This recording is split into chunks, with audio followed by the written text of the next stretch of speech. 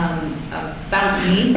I was born in Warren, and we left in first grade, moved to Virginia Beach, spent a lot of my formative years running around Virginia Beach, moved back to Warren, PA in 8th grade, graduated from Eisenhower High School, left the day after graduating high school, moved to Alaska, vowing never, ever, ever to come back to Warren, Pennsylvania. Clearly there's nothing here, and no reason to come back. Made a couple laps around the country, joined the Navy, spent 8 years in Italy and Florida and Maine. Got out of the Navy in 2005, and it was August, and it was the first time I came through Warren en route to moving back to Alaska, where my entire family lived at the time, and we stopped in Warren. It was August, and we stopped here for 2 weeks to see family and friends, and I was blown away. I could not believe what the natural surroundings that were here, almost to the extent of when did we install a national forest and these creeks and rivers, because clearly none of this was ever here when I was going to school. Great job by someone. I fell in love with the natural surroundings and with the town, and honestly didn't want to move to Alaska at that point, but we did. All my household goods were already headed that way. So we moved to Anchorage. I got my bachelor's of aeronautical science, working towards my master's, and wanted to go into the FAA as an air traffic controller.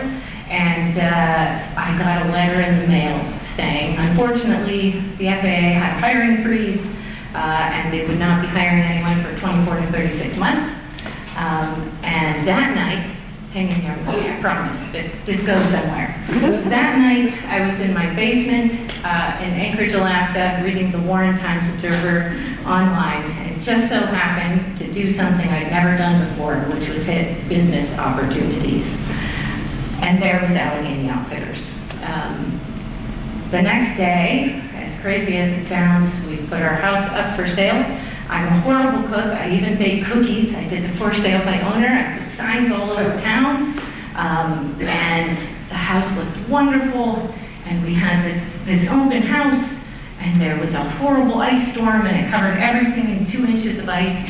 And one woman showed up. A little 82-year-old woman named Evelyn, and she bought my house. So the adventure began. We moved home, and you know, it became our job to just learn every nook and cranny that we could of this river, of this forest. In all of our spare time, that's what we did. It dawned on me right away that you know, we're this giant green spot on a map, and that's how a lot of people would find us: Pittsburgh, Cleveland, Buffalo. But once they got there, they didn't have the resource to figure out what to do next. So it's always been my thought, especially out in nature, and especially since returning home 16 years ago, that if I could show people what I saw with my own eyes when I was out there, they might want to get out there too. They might want to go see that sunset, or go hike that trail, or go camp on that island. So I appreciate the invitation to be here. And I'm a talker, so I'm going to try to keep moving. I apologize in advance because I do talk a lot. So I thought I'd just start with the seasons and sort of roll through the seasons along the river. Actually, just before the first day of spring 3 years ago, this is the river, totally covered in snow. You'll notice that tree a lot. Regardless of season, I've always found, you know, visiting with the river to be a very comforting way to sort of get my grounding. Thanksgiving Day of 2014, leaves still on the trees, heavy snow sitting on everything, perfect day to get in your kayak.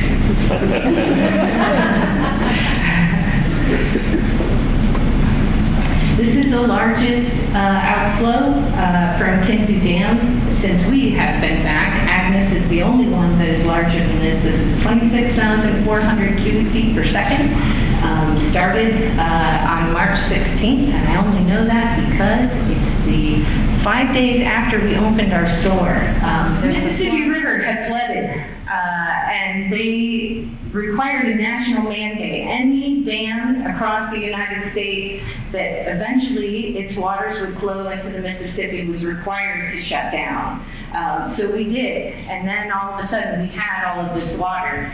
This was when we were told, now you can open them back up. A lot of water. That's your fishing spot down there that's underwater. The calm, the fog, the floods, the frozen.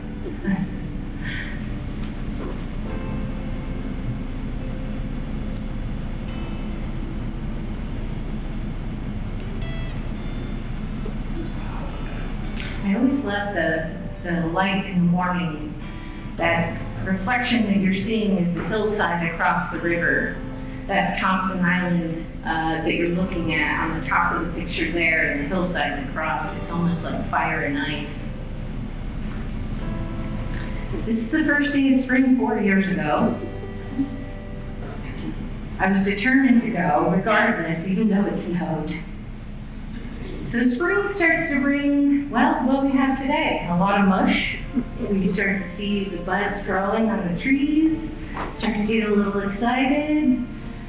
Everything starts to green up a bit. The tiny passageways through the islands.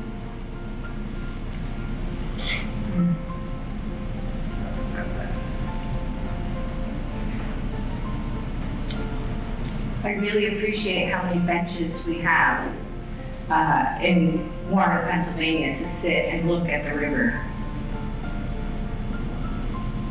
All of these little passageways, as you get into summer, a lot of these spots, unless the water is at a certain level, you can't get back in there. Normally, you can't kayak back into this section here if the water isn't at least 3,000 cubic feet per second coming out of Kinzu Dam. So this was a rare day. Our islands here, we have 7 federally designated islands. They are protected wilderness, just like Yosemite National Park and Zion National Park. This is Crowell's Island, 96 acres. Thompson Island, 67 acres. Land masses, I could live on that. All of the little passageways that you can cut through around islands. This is the bottom end of Mead Island. If you look at this tip right here, we'll be looking at this tree. It looks so healthy here. This picture was taken in 2012, and that's my favorite tree. So, same tree, same island. Over the years, you watch it get beat up and sort of battered, and slowly and slowly and slowly over the years, it started to disconnect until finally it was on its own little island. It was no longer connected to me, and we ultimately watched it come down 2 years ago. Now, its trunk is still sitting there, and a tree has grown from its trunk. The only thing constant on the river has changed, right? So you get into summer, you get into, summer, it's coming. You start to feel the heat and want to be on the water and want to make that connection and close down the river with a sunset. The suspension bridge in Starbrick, it goes across a little cove. When I was a little kid, my grandma lived just down the road, and I can remember walking down the road and always wanting to cross that bridge. And then the leaves start to change a bit.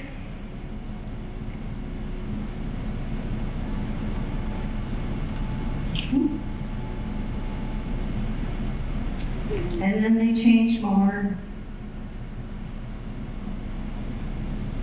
And then they just glow.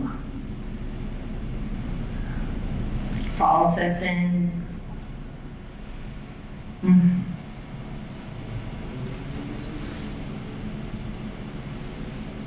Woo. I'm going back to that one.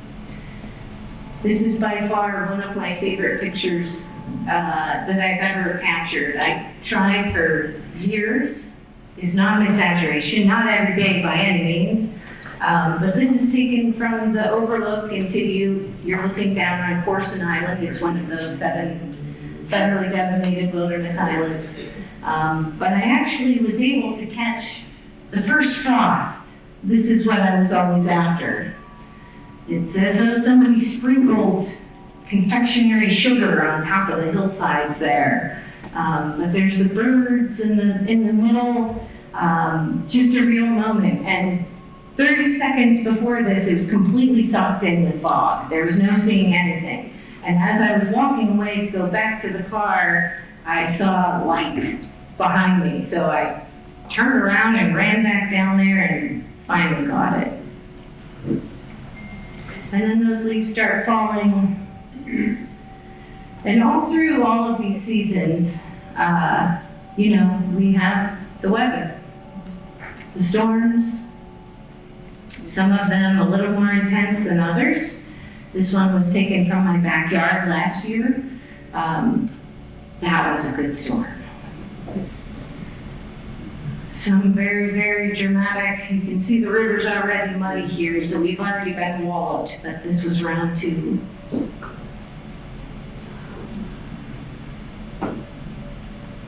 And with the storms comes the flood. If you were here last summer, if you tried to get on the river, you know about the flood.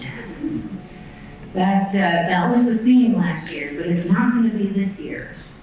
This one went all the way across River Road, completely. But the storms bring the rainbows.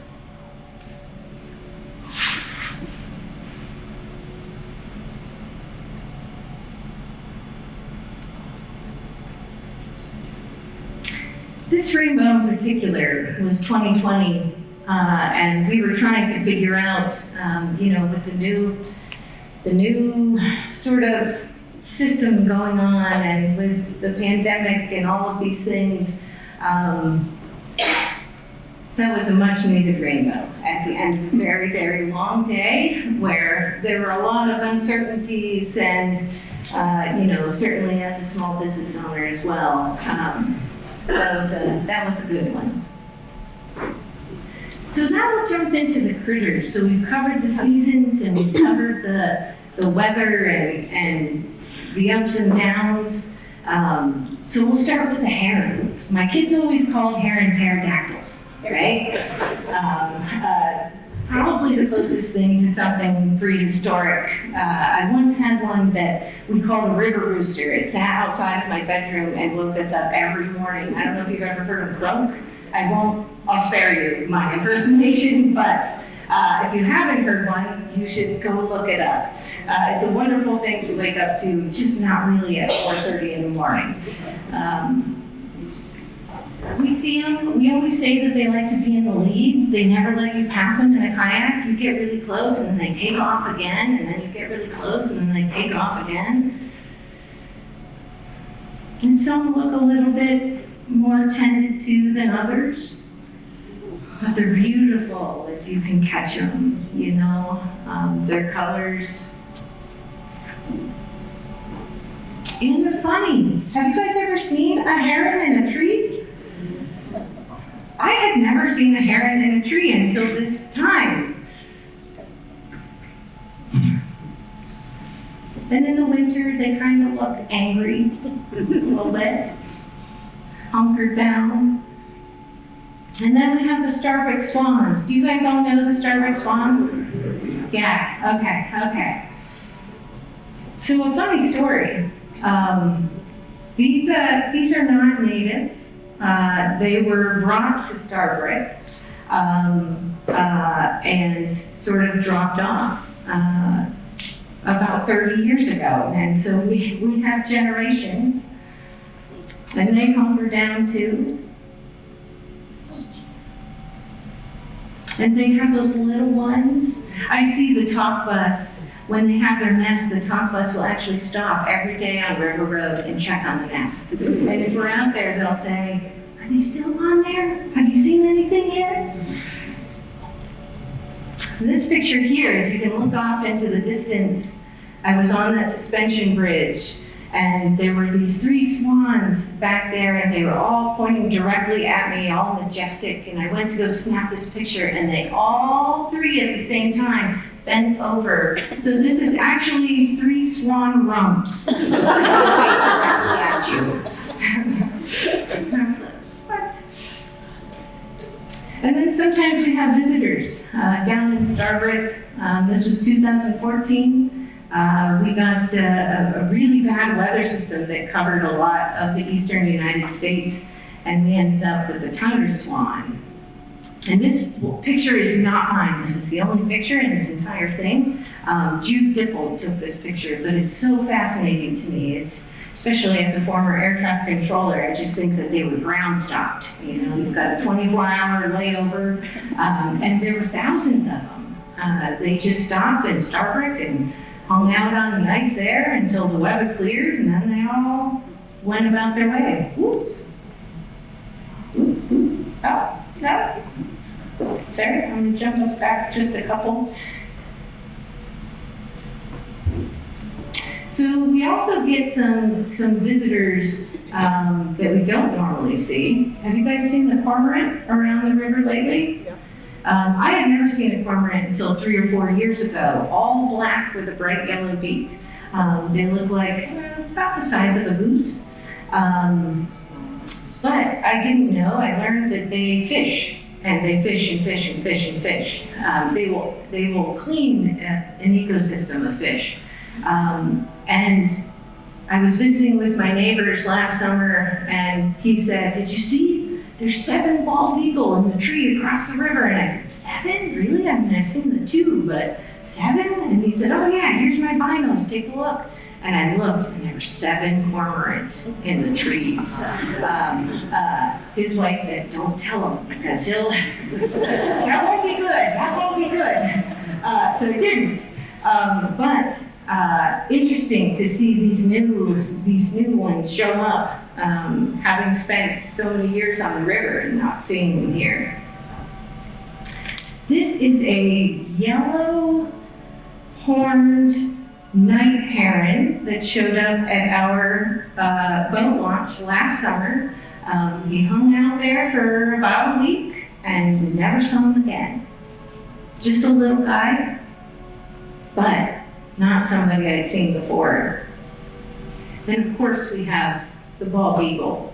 I can remember being little and you would drive up around the lake because there was rumors there might be a bald eagle up there. And now, if we don't see our 2 bald eagle fly past the house by 9 a.m., we're wondering what's going on in their schedule because we should have seen them. This isn't out of focus. This is an eagle on a very, very, very foggy morning. I think you may have been there, Mr. Lester. Early morning paddle, and you just didn't even realize it was there until you were so close to it because it was so foggy. It scared me. I almost fell out of my boat because it was there all of a sudden. And of course, just seeing them fly overhead, it's incredible to me that a bird that you see on a daily basis can still somehow fascinate you after seeing it, I don't know, thousands of times. Somehow it is still. And this one, immature, there was a little bit of a battle about whether or not this was an osprey or an immature bald eagle, but much, much, much larger than an osprey. And we watched it for quite some time. But that is a really nice sized bass in its talons, hanging out underneath it. And I always, I don't know if you've seen them grab a fish out of the water or a chipmunk off of a tree. But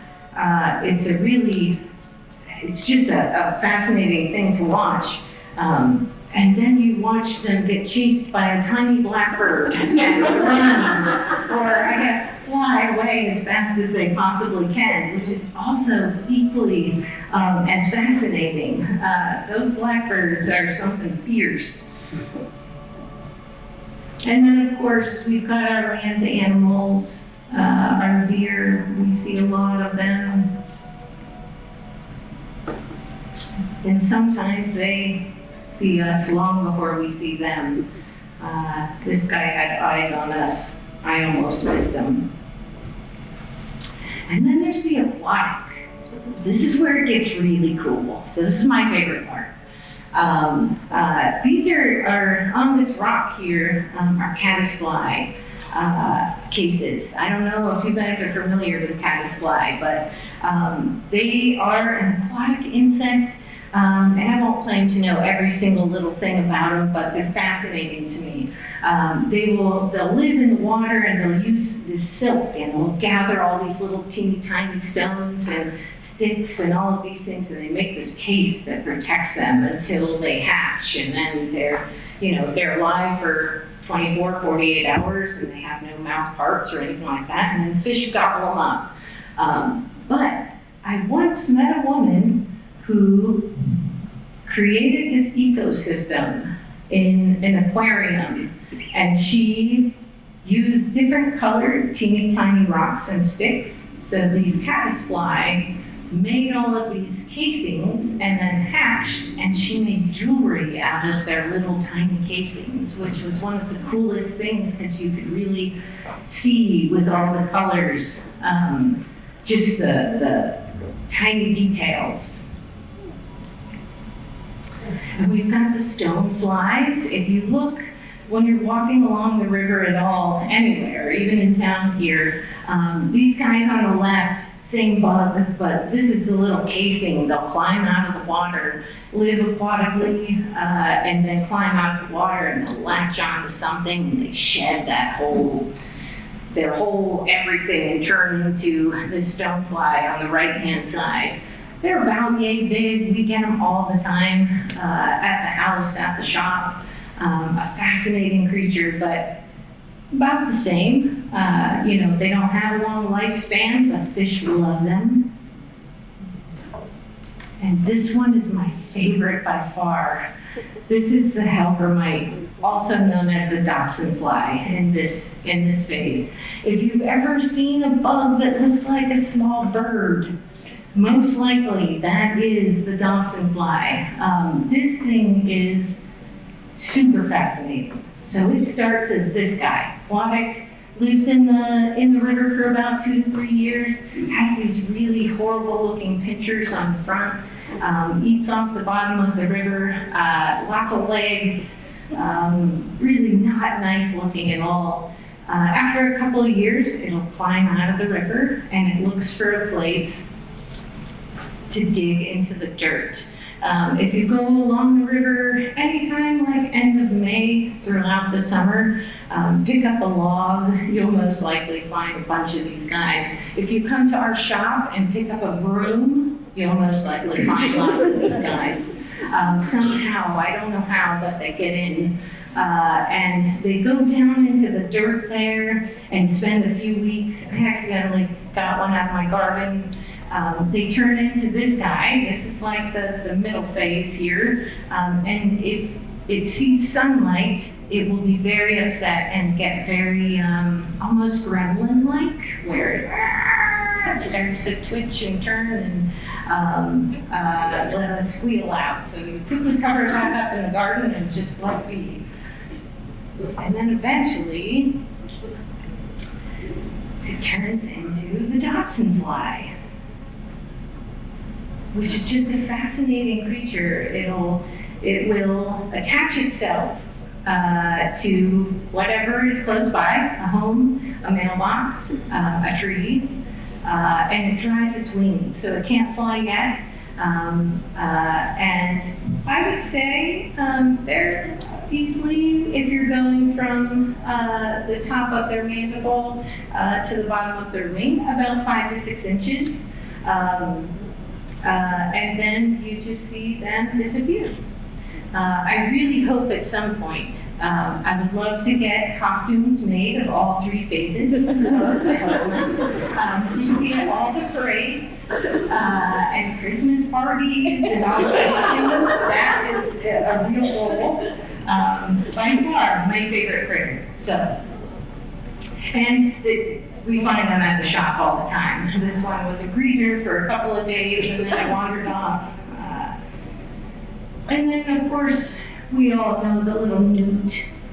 Just these wonderful things that sort of make their way into our world because we have this river here. Spiny soft-shell turtles, they're so adorable. This guy we found on River Clean-up, I mean, not even as big as a quarter. We just so happened to look down in the water and say, wait, I think that moved.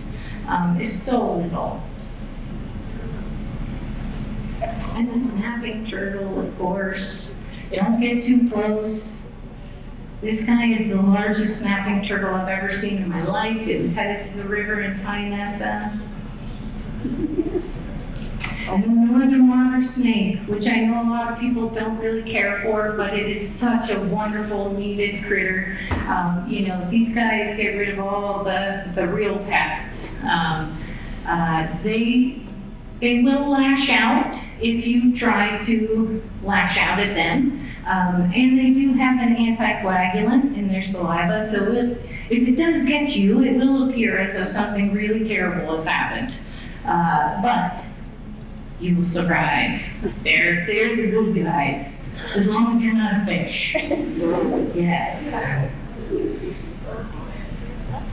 And the lunar moth. This guy's not quite there yet, but it will be. All the little tiny critters and all of the milkweed and the monarchs and all of these, just all of the critters that call the river home. So of course the sun sets and the sun rises.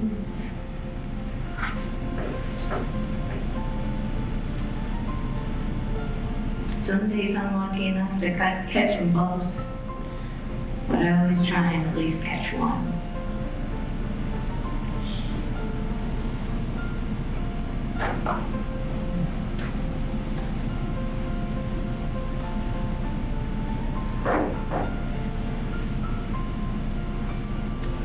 Now this one, I don't know if you guys can see this. Major dragon up here. Major dragon. My kids are figuring out how we're going to take care of that situation that's clearly moving in. So with that, we'll maybe roll into a few stories of sort of the human spirit along the river, right? I included this picture only because when we think of going on the river, we think of blue skies and beautiful days, and sometimes those days that's not what we get. And I don't know if anybody knows Annie Burkle, but yeah, she's the one on the right back there with her hands straight up and a huge smile on her face. And the gal directly behind me here in the orange boat had just said, I'm sitting in a puddle of water. What should I do? We giggled. This was actually the sojourn for River of the Year in 2017. And we had a lot of giggling on what should have been a day of being totally uncomfortable and constant downpours. These gals, just more a connection to you never know who's paddling down the river. The gal on the right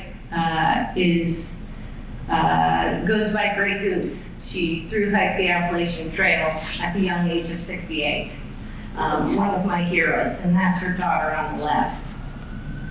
They're from Ohio. And this is Serenity. Grandma T started traveling with us every year on her birthday when she turned 94. Just one of the coolest spirits you've ever, we're just very fortunate to have known her.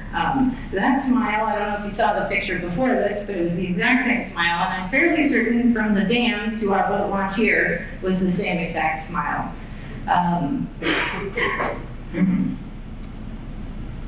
We've been fortunate to also have some really meaningful trips. Being able to go down the river with the Seneca Nation of Indians was one of them. And this group here, the Allegheny Outdoor Club, teamed up with us to get refugees that were resettling Erie. And I don't know if you guys can see the fear in their faces, but they were not excited to get on the river. It was, everyone just kept on saying, "Are you sure I shouldn't put on another life jacket? I can wear 2 or 3, there's more room." And I assured them, we'll be there, we got this, we'll, started out a little rough. I was like, okay, so everybody, we need to get some distance from one another. And then as we sort of got our paddle on, by the end, they were pretty proud of what they had accomplished, and they should be, because it was a big deal. This year is Cole and his Uncle Joe, and in 2013, they stumbled upon Allegheny Outfitters in a really strange way. They're from Kentucky, and they went to Michigan for a 9-day canoeing trip. This is their own boat. They had all their own gear. And they stayed for one night, and Cole was completely covered in mosquito bites. I mean, his back, like welts everywhere. So after one night, they packed up and somehow ended up at Allegheny Outfitters in Warren, Pennsylvania, I'm not sure. From Kentucky to AO via Michigan. So they came in, this was when we were still back behind the Eagles Club in the tiny hut back there, and asked us, we have all our own stuff, do you shuttle vehicles? So originally we thought they just wanted to go on a quick day trip, and then as we got to talking, they wanted to go out for 8 days.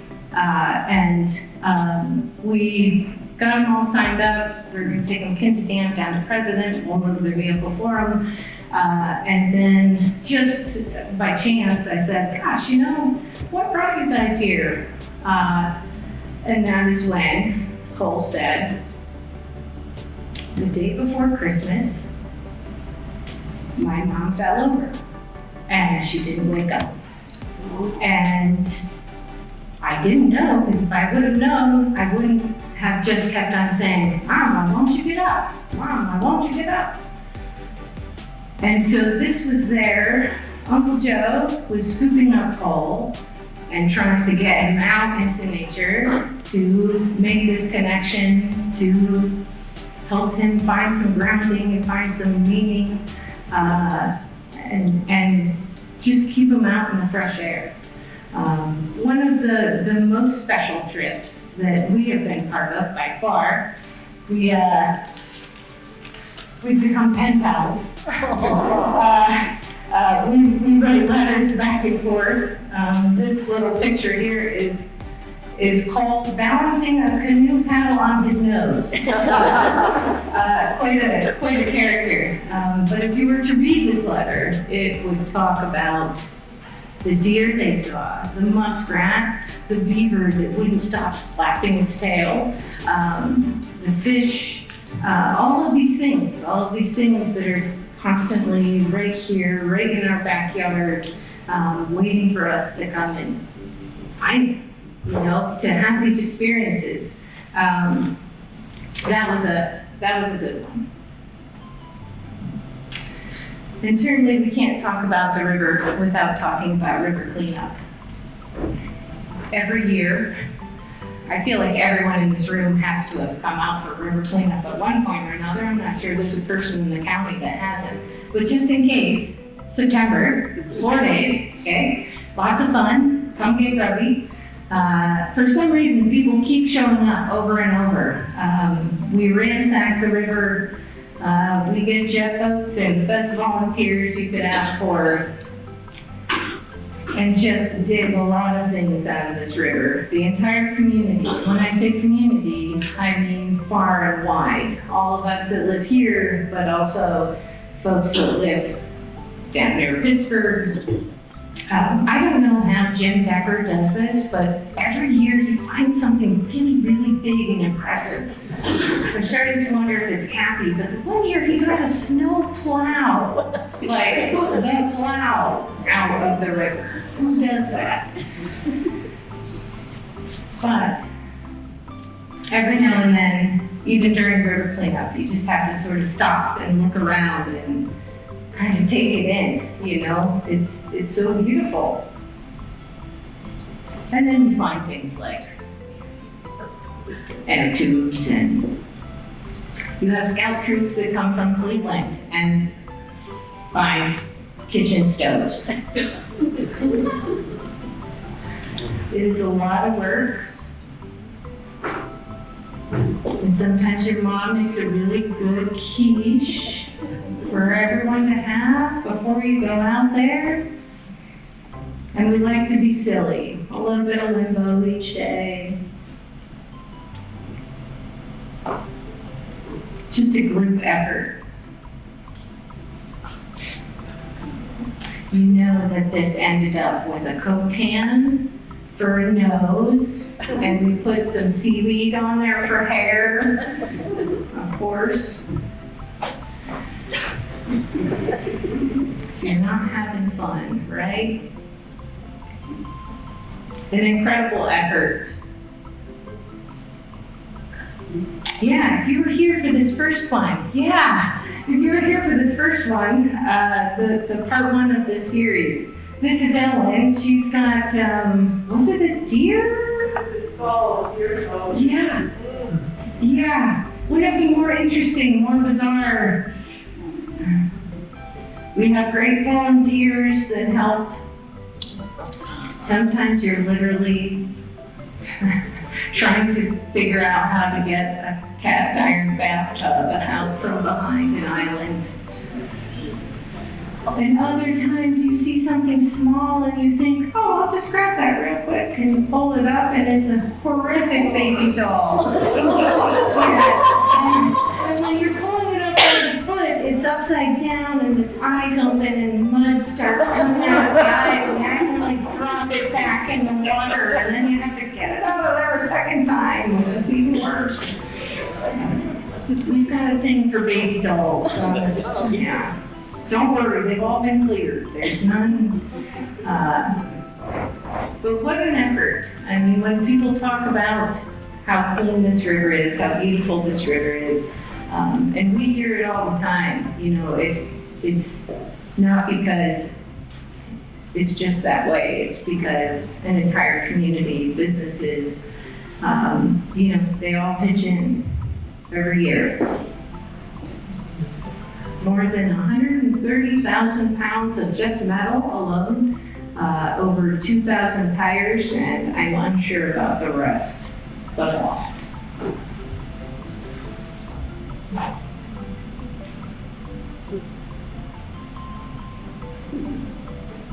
And fun. If you really look at these pictures, the common theme is that people are smiling, for the most part. And every year we celebrate another clean river, another successful cleanup with the Trashy Award. If you haven't gotten one yet, please come out and play. There are tiny trash cans on top of recycled trophies. It's a ton of fun. So this is the final picture. This is my daughter, and I was going to end with my favorite tree and decided that this one might be a little bit more important. This was last summer, and summer is such a blur, you know, it sort of gets here, we can feel it already over at AO. And then you blink a few times and it's September or October. And my daughter had said, you know, we have an island right behind our house. She said, let's go camp. Just you and me, let's go do it. And we had planned it, it was kind of last minute, you know, we planned it on like a Monday, we were gonna go on Friday, and then as we started getting closer to Friday, I was like, you know what, I have a lot to do, I've got this, that. And she put her foot down and was like, no, you cannot back out. You said you're going, pack up, we're going to the island. And we did, and it was incredible. We sat under the stars, there was a cloud in the sky, we listened to the fire pop, we giggled. She got a giant centipede in her shoe. She went to go put her shoe on, and she said, there's something in here.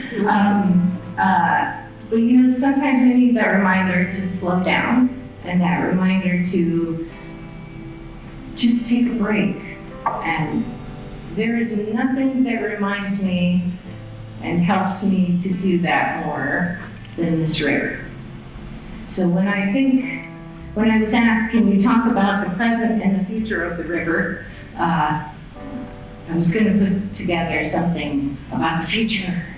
But the truth is, you know, as long as we're loving on the river, as long as we're continuing to clean the river and treat it how it should be treated, you know, that's what matters, is that generations long after we're all gone can go out there and enjoy it like we do. So that's my hope for any sort of future for the river. That's the hope that I have. Does that